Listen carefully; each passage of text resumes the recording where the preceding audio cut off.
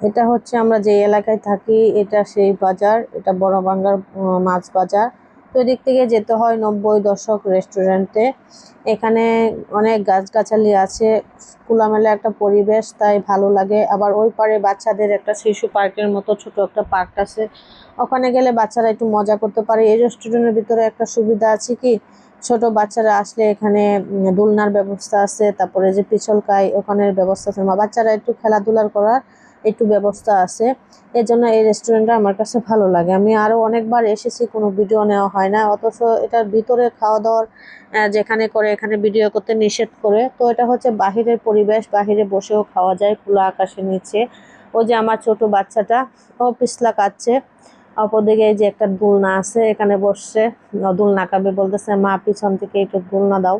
তো আমি দাঁড়িয়ে দাঁড়িয়ে ওকে দোল খাওয়াচ্ছি। খুবই খোলামেলা একটা পরিবেশ, ভালো লাগে। এখানে গেলে বাচ্চাদের জন্য সুবিধা, বাচ্চাদের মনটাও ভালো থাকে।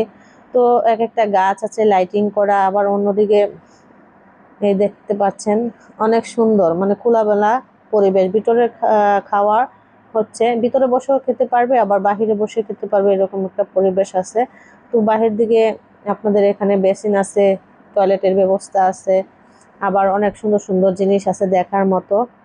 ভালো লাগে এই রেস্টুরেন্টের মধ্যে গেলে, খোলামেলা রেস্টুরেন্ট, তাই গেলাম বাচ্চাদেরকে নিয়ে। আমার বাচ্চা তো খুবই মজা করছে। সবাই ভালো থাকবেন, ধন্যবাদ।